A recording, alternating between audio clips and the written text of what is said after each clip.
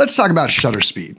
What shutter speed should you be using when you're shooting video? When you're shooting photos, you might be used to shooting at all kinds of different shutter speeds. When you're shooting videos though, it's very different. You generally want to use the 180-degree rule for your shutter. And that's a reference to the shutter angle, which is when film cameras had a physical shutter that would spin and you would use different angles of shutter to get a different effect. The 180-degree rule basically means we're doubling our frame rate with our shutter speed. So if you're filming at 24 frames per second, you generally want a 48th of a second shutter speed, or as close to as you can get. If you're shooting at 60, you want 1/20th, 120, 2/40th, 30, 60th, or as close as your camera will let you. If you have a shutter angle on your camera, it'll let you pick 180 and it'll do it automatically. It's gonna give you realistic motion blur that you're gonna wanna use 95% of the time. See what I'm doing here? You can see my hand blurring. So for most of the time, this is the rule you wanna stick to. However, there are times you might want to break this rule. For instance, you might want to use a lower shutter speed to give things even more motion blur. This can cause smearing in your frame that will give you a dreamy, nostalgic look, and that can be really cool if used effectively. On the other hand, you might want to use a faster shutter speed